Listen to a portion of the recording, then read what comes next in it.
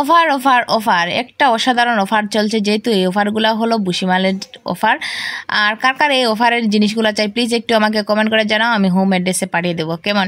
Hello everyone, welcome back to my বংশীবা blog. সবাই কেমন আছো? আশা করি ভালো আছো। আমিও মোটামুটি ভালো আছি। তোমাদের আশীর্বাদে বড়দেরকে জানাই প্রণাম, ছোটদেরকে জানাই বুক পড়া ভালোবাসা। তোমাদের ভালোবাসা অনেক চাই, কারণ তোমাদের ভালোবাসা ছাড়া আমি তো থাকতেই পারবো না, বেঁচে থাকতে পারবো না। তাই আমার সাথে দেখো, ব্লগটা দেখতে থাকো, নিশ্চয়ই অনেক অনেক ভালো লাগবে, কারণ একটা মজাদার ব্লগ নিয়ে চলে আসছে আজকে, অন্য ধরনের ব্লগ। আর দেখতে পাচ্ছ এখানে কতগুলো কাপড় আছে, এক বালতিন, বড় বালতিন। সেই কাপড়গুলোর মধ্যে একটা হলো আমার শাড়ি বোধহয়, সব কাপড়গুলো হলো তোমাদের দাদার, মানে মাই হাজব্যান্ড। ওর অনেকগুলো কাপড় দিয়ে দিয়েছিলাম, যেহেতু শার্ট আর গেঞ্জি। তাই ওখানে আমি এত রৌদ্রের মধ্যে কাপড়গুলো ধুয়ে দিয়েছি। আমার দেখো ঝুল বের হচ্ছে মুখের দিকে, গলা দিকে যখন ঝুল বের হয়ে পড়ছে, এত রৌদ্র, এত হারে রৌদ্র উঠেছে। এখন আমি কাপড়গুলো মেলে দিয়ে যাচ্ছি ঘরে। আর ঘরে এসে আজকে যেহেতু আমাদের এত রৌদ্র দেখে ধানগুলা রোদে দিয়ে দেওয়া হয়েছিল, চালগুলা একটু বেড়ে গেছে, তাই ভাবলাম ধানগুলো একটু রোদে দিয়ে ভালো হয়। একদিকে আমাদের পঞ্চমী ধানগুলা সব এখানে ফেলে দিয়েছে, রৌদ্রে দিয়েছে। যেহেতু পঞ্চমীতে রৌদ্রে দেওয়াটা ওর কাজ, আর বিকালবেলা উঠানোটা কাজ। ওর মানে ধানগুলা ঘেটে দেওয়াটা ওর কাজ নয়, মানে ওকে বললেই ঘেটে দিতে একদম চায় না, একবার ঘাটলে আরেকবার আর ঘাটবে না। একদিকে এত হারে রৌদ্র উঠছে, রৌদ্রের মধ্যে মানুষে ঘরের মধ্যে টিকতে পারছে না, আর একদিকে এত রৌদ্রের মধ্যে আমি সারাদিন রৌদ্রের মধ্যে আমি ধানগুলা ঘেটে ঘেটে দিচ্ছি। যেহেতু ধানগুলা ভালো করে না শুকালে চালগুলা ভালো হয় না, আর চালগুলা না ভালো হলে খেতে একদম ভালো হয় না। আগে আর দুবার আমাদের ধানগুলা কুটানো হয়েছিল এই বছরের, কিন্তু এগুলা খেতে একদম ভালো হয়নি, বিক্রি করা হয়েছিল। আর কতগুলা রাখা হয়েছিল সেগুলো খেতে একদম ভালো লাগেনি। তাই মাকে বললাম যে ওখানে ধানগুলা যখন রৌদ্রে দেবো তখন আমি শুকাবো, তারপরে দেখবে চালগুলা খেতে কত না ভালো হয়। তাই সারা দিনের মধ্যে আমি একটুকু রেস্ট নিইনি যতক্ষণ রৌদ্রে ছিলাম। আর এতক্ষণ আমি ধানগুলা কতবার যে ঘাটছিলাম, আর এই ধানগুলা না আমি ঘাটতে পারছিলাম না।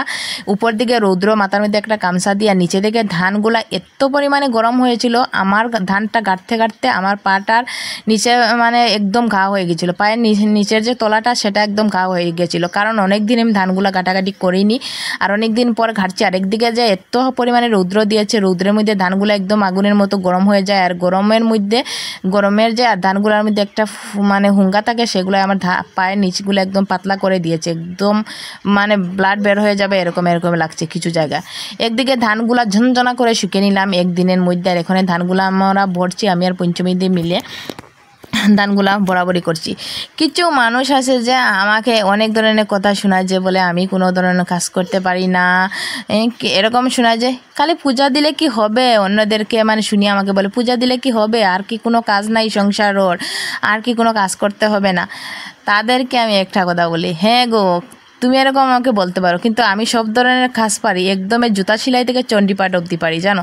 কেউ যদি বলে জুতাটা আমি একদম ছিঁড়ে গেছে, আমি কিছু পারবো না, আমি এটার মানে মোটামুটি একটা জুতাটা সেলাই দিয়ে দিতে পারবো, যে এগুলো আমি কিছু মানে কাজ করে আসতে পারবে বা ঠেকার থেকে উদ্ধার হতে পারবে, ঠিক আছে। আর একদিকে আমি চণ্ডীপাঠে বসে বোধহয় আমি চণ্ডীপাঠে পূজাটাও করতে পারবো, ঠিক আছে।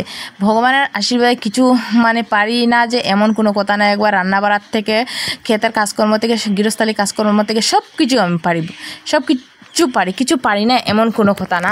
তুমি যে আমাকে এরকম যে কথা শুনিয়ে বলছো বা আমাকে যে বলছো, সেগুলো বলে তোমার কোনো লাভ নেই, কারণ তোমার কথাতে আমি পাত্তাই দিইনি। কারণ এগুলো আমি কাজ করি, আর এগুলো আমার কাজ আমার মা আমাকে হাতে ধরে শেখায়নি, কারণ ছোটোবেলা থেকে আমি এই কাজগুলো দেখেছি। আমাদের ক্ষেত গৃহস্থী নিয়ে, আমাদের বাড়িঘর, আমরা এই ছোটোবেলা থেকে এগুলো দেখেছি, এগুলো হাত দিয়ে চেনেছি। কারণ এর জন্য ক্ষেত গৃহস্থীতে কী কী কাজ করতে হয়, ঘরের কাজ বাইরের কাজ সবগুলো আমাদের জানা আছে, ঠিক আছে। তাহলে কাজ নিয়ে আমার সাথে টক্কর মেরো না, কারণ আমি যতগুলো কাজ করতে পারবো, তুমি আমার মানে কি বলবো, তুমি আমার সাইডে এসেও পারবে না। তাহলে এ ধরনের আমাকে কথা শোনাতে আসো না। নিজের দিকে খেয়াল রাখো, নিজের ঘরে কী করো কি না সেদিকে খেয়াল রাখো, পরের নিন্দা করতে যেও না, আর পরে কী করছে কি না সে দিকে দেখতে যেন। আমার কাজ থাকলে আমি অনেকগুলো কাজ করব, দিন থেকে রাত্রে অবধি করবো, আর কাজ না থাকলে আমি বসে বসে দিন কাটাবো। সেটা হলো আমার ব্যক্তিগত ব্যাপার, সেটা তোমাকে বলছি না যে তুমি এখানে দেখো আর তুমি নাক গলো না। তোমার বাড়িতে খেতে যাই না পড়তে যাই, ঠিক আছে। যার যারই ঘরে খাচ্ছ, যার যারই ঘরে কীরকম ঠিক রাখবে সেদিকে একটু খেয়াল রাখো। পরের ঘর ভাঙতে আসো না, আর পরে কী করছে কি না সেগুলো ডিরেকশন দিতে আসো না, কারণ আমি মানুষের ডিরেকশন একদম পছন্দ করি না। একদিকে দেখতে পাচ্ছ বুসিমালের দোকান, বলছিলাম যে অফার অফার অফার, হ্যাঁ সত্যি অফার। দেখতে পাচ্ছ এখানে অফারের মতো জিনিসগুলা রাখা হয়েছে, যেহেতু আমাদের মান্থলি ভুসিমালের খরচ এসেছে, আমাদের একজন কাকু এনে দেয় আমাদের খরচাগুলো, কারণ আমাদের গ্রাম থেকে আমাদের মানে বাজার অনেক দূর, যেহেতু এর জন্য আমাদের মানে মাসের খরচ আনা হয়ে যায় একসাথে। কারণ একটু পর যে দোকানে যাব কিছু একটা নিয়ে আসবো এরকম পারি না, আমাদের অনেক দূর, আর কিন্তু আমাদের ডেইলি বাজারে যাওয়া হয়, তারপরেও আমাদের ভুসিমালের খরচ মানে মাসে একবার আসে। তাই অনেক ধরনের জিনিস এসে, ডাল চাল চিনি লবণ হলুদ সাবান সব ধরনের ভুসিমালের জিনিস এসেছে। তাই ভাবছি আমি এই যে জুড়িগুলো একটু পরিষ্কার করে এখন সবগুলো আমি ঠিকঠাক করে রাখছি। আর তোমাদের দাদা করেছিল, যেহেতু ওকে বলছিলাম যে একটু ভিডিও করে দেও, আজকে আমি ঘরের একটু কাজকর্ম মানে তোমাদের সাথে শেয়ার করবো। এর জন্য ও আমাকে একটু ভিডিও করে দিয়েছে, এর জন্য ওকে অসংখ্য ধন্যবাদ জানাই। আর একদিকে আমি দেখো ভুসিমাল জিনিসগুলো এখানে দেখো আমি হাতের মধ্যে নিয়েছি চা পাতা, যেহেতু আমাদের চা পাতা অনেক লাগে, আমাদের 3 কাপ চা বানালে 1 কাপ খাওয়া হয়, 2 কাপ পড়ে যায়, ঠিক আছে। বেশি বেশি চা বানানো হয় বা কেউ আসলে দেওয়া হয়, আর এমনিতেও আমাদের ঘরে একটু চা বেশি বানানো হয়, খাওয়া হয়, এর জন্য মাসে অনেক চা পাতা লাগে। এইগুলা যে দেখতে পাচ্ছি এগুলো না কুলাতে পারে, তারপরে আনতে হয়। আর একদিকে দেখো লবণ ঢুকাচ্ছি, কারণ লবণ হলো 2 ধরনের, এক ধরনের আমরা টাটা সব লবণ খাই, আর এক ধরনের লবণ আসে গরুর জন্য।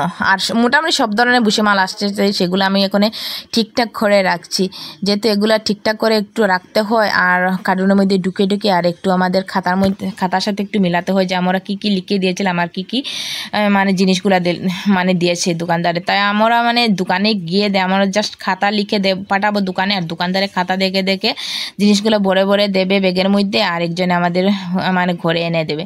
আর আমরা গিয়ে কতটুকু মাপছে, 1 কিলো মাপছে না 2 কিলো মাপছে, সেগুলো আমরা দেখি না, আর দেখতেও চাই না। এখানে দেখতে পাচ্ছ পনিরের ডিব্বা সব, তারপরে তেল মশলা এভরিথিং সব কিছু জিনিস আছে, সেগুলো আমি মোটামুটি এখানে ঠিকঠাক করে নিয়েছি। লবণের এটা জুড়িতে, এখানে সাবান দেখতে পাচ্ছ কতগুলো সাবান লাগে আমাদের ঘরে, তারপরে সার্ফও লাগে, ডাল, তারপরে যতগুলো আছে সবগুলো আমাদের ঢুকানো হয়ে গেছে, সবগুলো আমি ঠিকঠাক করে রেখেছি, আচার পাঁপড় মসুরি ডাল সব কিছু। এখন আমার ভুসিমালের জিনিস কমপ্লিট ঠিক করা হয়েছে, গুছিয়ে গেছে রেখে দিলাম। এখন চলে আসলাম রুমে দেখতে পাচ্ছ এত কাপড়, কতগুলা কাপড়, মানে একটু করেও কম শুকিয়েছিল, সেগুলো আমি এখানে দিয়েছিলাম ফ্যানের বাতাসে, এগুলো শুকিয়েছে। মানে সব কাপড়গুলো আমি ঠিকঠাক করবো, রুমটা একটু গুছাবো, ঠিক আছে।